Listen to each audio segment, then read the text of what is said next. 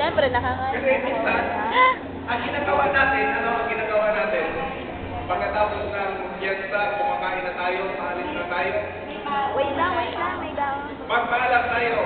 Pane, aalis na kami. Tapos,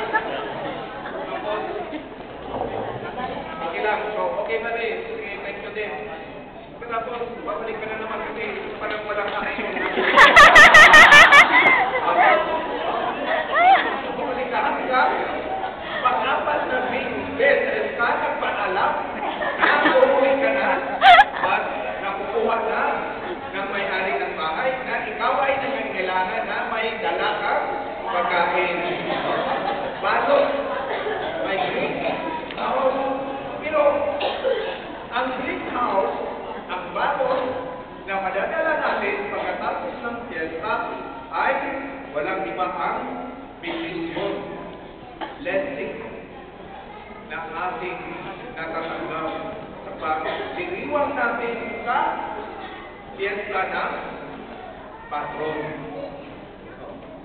So, yun ang alalahan ninyo na huwag kayong pagkatapos ng fiesta kung wala nang matitira dyan sa ating pagkain. Huwag kayong makalala na wala kayong greenhouse, wala kayong balot na dala. Dahil may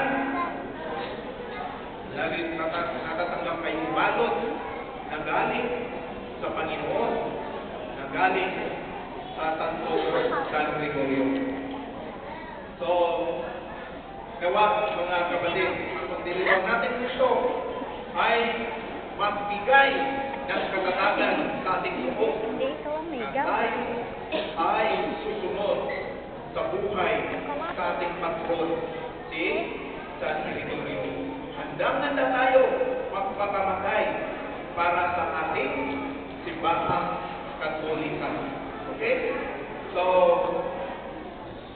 may marami kayong biyaya na matatanggap ngayon, mga kinikilig mo kapatid.